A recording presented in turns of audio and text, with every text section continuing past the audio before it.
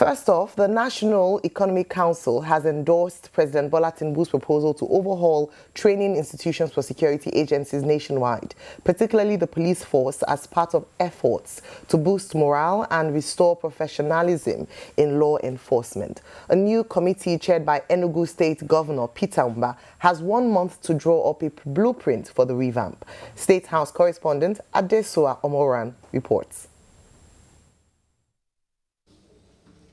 At the State House in Abuja, President Bola Tinubu again joined the National Economic Council chaired by Vice President Kashim Shettima, his third appearance since taking office. This time, the president told governors that fixing training institutions for police and security agencies is key to building a safer and stronger Nigeria. Mr. President raised serious concern about the condition generally of all the training institutions of the Nigerian police across the country.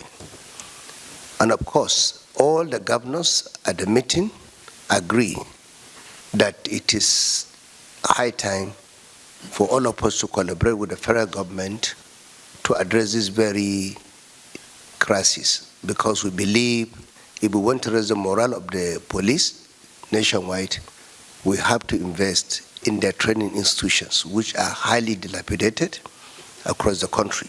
The decision led the council to set up a committee led by the Enugu State Governor, with former Inspector General of Police Baba Alkali as secretary and 6 governors representing each zone of the country. The council also backed microeconomic reforms and expanded the fight against resource theft, now to include solid minerals. Because our solid minerals here are being mined and stolen and not adding to national revenue. So going forward, our committee, working with other government agencies, will look how to ensure that the revenue of the country arising from solid minerals like gold and other forms of solid minerals are not allowed to be stolen. The meeting, which also had the President of the Senate and Deputy Speaker of the House of Representatives in attendance as guests, also reviewed plans for technology-driven farming, riverine flooding, and promoting Nigeria's over 700 cultural festivals for tourism and jobs. Do solemnly swear that I will be faithful and bear true allegiance to the Federal Republic of Nigeria. Earlier, the president swore in Professor Joash Amupiton as INEC chairman, charging him to protect the integrity of Nigeria's democracy. The significant achievement marked the beginning of a challenging yet rewarding journey, and I trust that you will approach your responsibilities with the highest level of integrity, dedication, and patriotism. I therefore charge you, Professor Amupiton, as you take on this important assignment to protect the integrity of our elections and electoral process and strengthen the institutional capacity of INEC. After taking the oath, Amupiton pledged to deliver credible elections with the help of all stakeholders. I'm going to defend the Constitution and the laws of the Federal Republic of Nigeria as far as it relates to the electoral system. And like the President said, I was given a clear charge to ensure credible, fair and free election. The NEC Committee on Police and Security Training Institutions now has 1 month to propose how to revamp those training centers across the country as part of measures to boost morale and professionalism, particularly within the police force. While governors back the plan, unfortunately, the wider debate on the creation of state police remains in limbo. From the presidential villa, Adesua Omoruan, Arise News. Thank you, Adesua. Former Kano State Governor and presidential candidate of New Nigeria's People's Party, NNPP, in 2023, Senator Rabiu Kwankwaso, has predicted that the 2027 elections would be the toughest in Nigeria's democratic history. Kwankwaso also declared his party's readiness for alliances with other political forces, including President Bola Tinubu, Goodluck Jonathan, and Peter Obi. Speaking in an interview with BBC Hausa, Kwankwaso, who recently marked his 69th birthday, predicted a more intense and tough contest, saying Nigerians have become more politically aware and determined to change their circumstances. Kwankwaso declared that NNPP was willing to collaborate with any political party or individual that shared its vision for a prosperous Nigeria and commitment to the welfare of the masses. But he was quick to add that any merger or alliance must be anchored on mutual respect, clear benefits and shared ideals, particularly the upliftment of the common man. And finally, in what could be termed an end to a prolonged legal tussle, the UK Supreme Court has unanimously found that P&ID, a small offshore company that attempted to use arbitration proceedings to extort over $11 billion from Nigeria, must pay a hefty costs order of up to £44 million. The court further ordered that the sum, which arose from the 2023 trial in a commercial court which found that P&ID paid bribes in the process of procuring gas contracts with Nigeria, must be paid in pounds sterling rather than Nigerian naira. The UK's Apex Court rejected P&ID's argument that the legal costs claimed by Nigeria, which could be up to £44.2 million excluding interest, should be paid in naira to avoid the West African country making a windfall from advantageous conversion rates. Okay.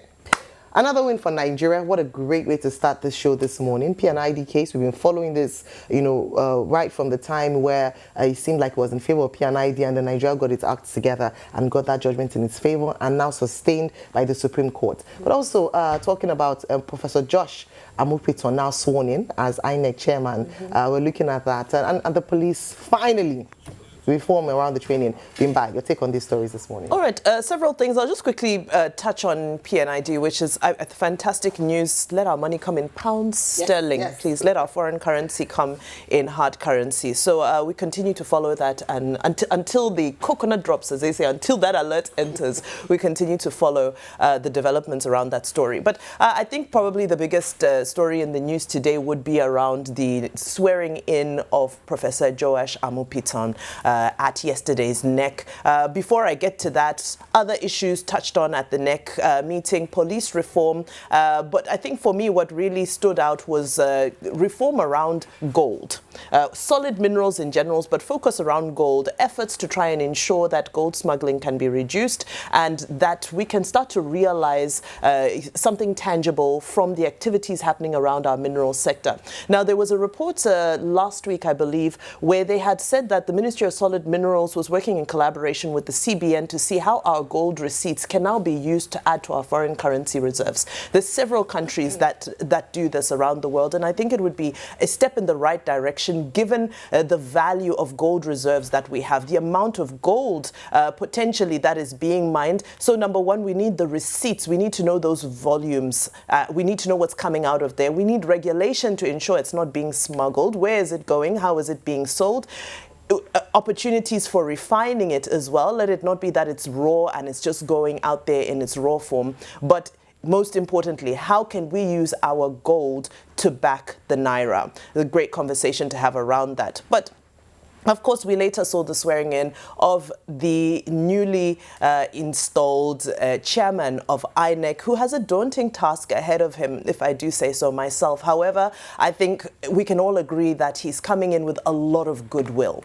There's a lot of goodwill that has been shared to him from all sectors of society, and, well, the ball is in his court to be able to make good of that goodwill. Now, saying that the Anambra election will be a litmus test for him, well, I'm not sure if that's a fair test. The Anambra election is in 2 weeks. But they say that, well, INEC has already been mobilizing, even though he has, he was yet to be sworn in. He is yet to even resume in office. But to now accord it to him, given the complexities around it. Now, one thing we do have to applaud INEC for is the fact that voter registration has gone up to 2.8 million voters. Last election, it was at 2.6. That shows that there is a lot more engagement and there's a better appetite for people to come out and vote. Now, this election is quite different because if you remember, the 2017 election was around the period where Nnamdi Kanu had declared no referendum, no election. So it was a very violent election. There was a lot of apathy.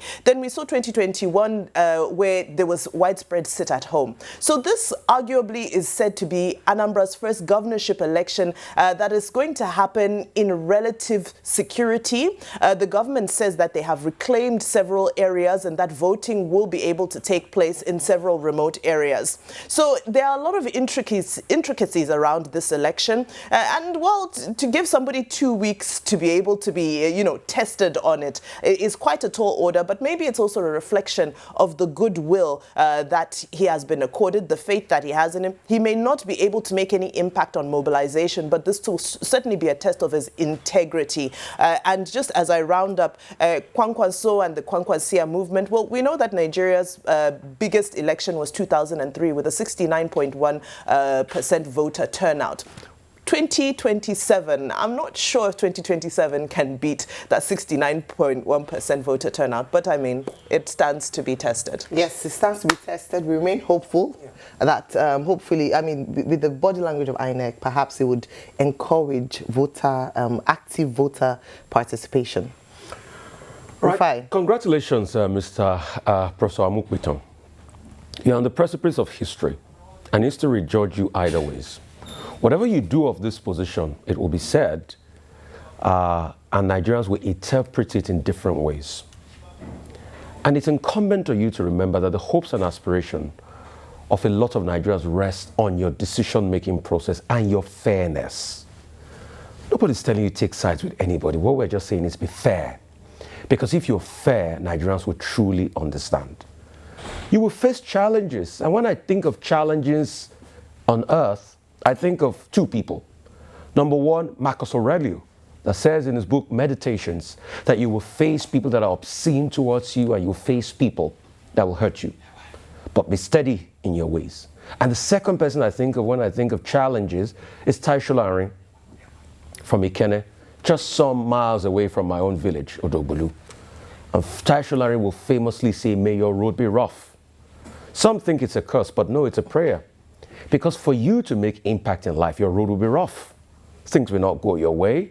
People will do all sorts to you. But in the end, after having a rough road, then you have a smooth time. A smooth time that comes with a level of conviction that you have done your best.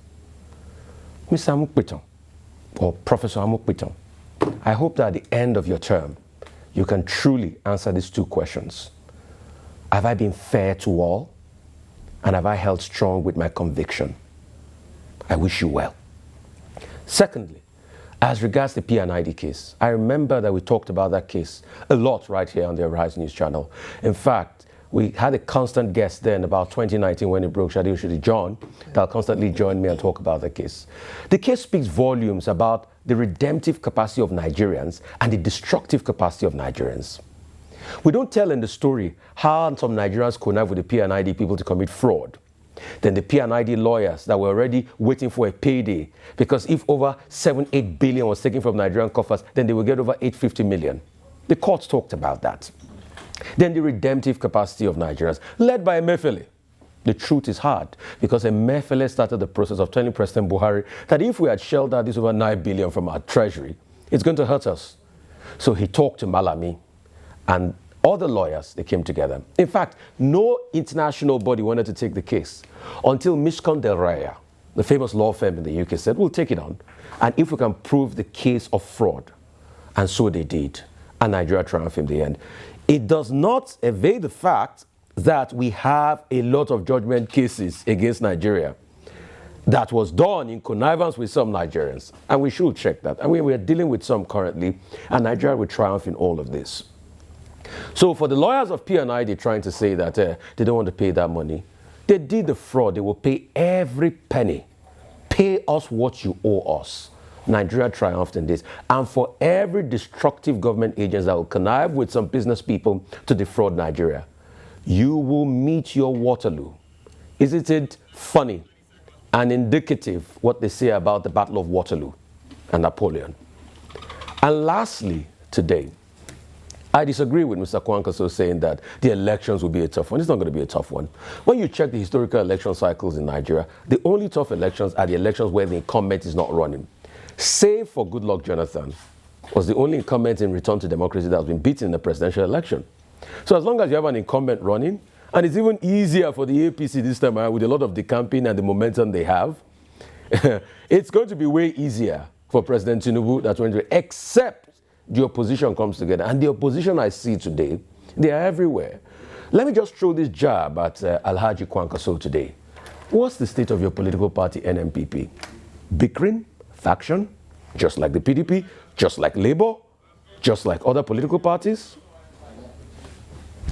All right, let me just say a word on Kwankwaso. I think, judging from that statement, that he doesn't, I don't think he wants to throw his hat in the ring this time, because what he emphasized on was on collaboration, alliance, and looking at who best aligns with the values. I think what was important about that was that the people still remain at the center of his campaign, which, in fairness to him, has always been, a big part of his campaign. People first. People, policies in favor of the people. And what he's saying now is that whoever or whomever the NNPP would align with towards 2027 must also align with that vision, with that value. The only challenge I see there is that when we talk about Nigerian parties, we're devoid of ideology. So we just come with campaign promises, but you cannot really hold one party to say that this is what they really stand for. Maybe the progressives, because they keep on talking about progressive policies, progressive in nature, and so maybe we can hold that. But generally, when it comes to ideology, parties are devoid of that, and even more so the individuals who are in this party. Usually it is anywhere in the Nigerian parlance, beleface is anywhere that's good for them or would guarantee them at least a measure of success in the elections. But it'll be interesting to see who he would align with, knowing that the Kwankwansinya movement is still quite relevant in some parts of the north, particularly in Kano State. Now let me move on to other stories this morning. Obviously, one of the biggest, of course, since yesterday, since it was announced actually, the swearing in of the new INEC chairman, Professor Joash Amupiton. I want to repeat what he said during his speech after he was sworn in. He says, I am here because I have a role to play to ensure that a new Nigeria is birthed. And INEC has a very important role in that quest. Words on marble, that he's here to birth a new Nigeria. So a number of people who are saying that he has the opportunity to put his name in gold in the history of Nigeria are not far from the truth. However, even himself admitted that there's some critical stakeholders that must work for his tenure to be successful. Like Vimba, you mentioned, he has enjoyed a lot of goodwill. Yesterday, I saw Professor Chidi Odinkalo in an interview where he spoke glowingly about him. They were classmates at the Nigerian Law School and graduated from law school on the same day, and he said he could speak up for his integrity. However, some critical success factors. Number one is that we must get legislature rights. Yesterday we had Samson Itodo talk about the new electoral reform, the plans and the bill that's going forward. There are critical things that must happen there. The burden of proof was one of the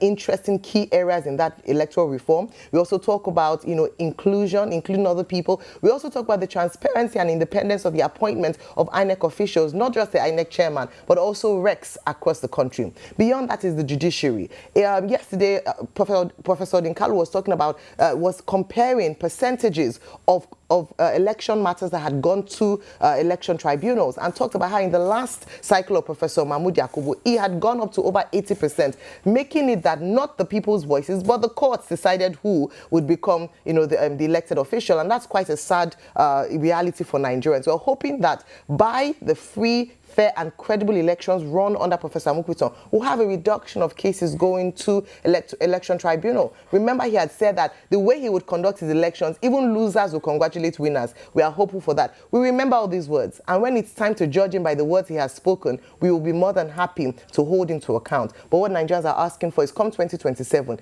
give us free, fair, credible elections so that only the voice of the people will stand.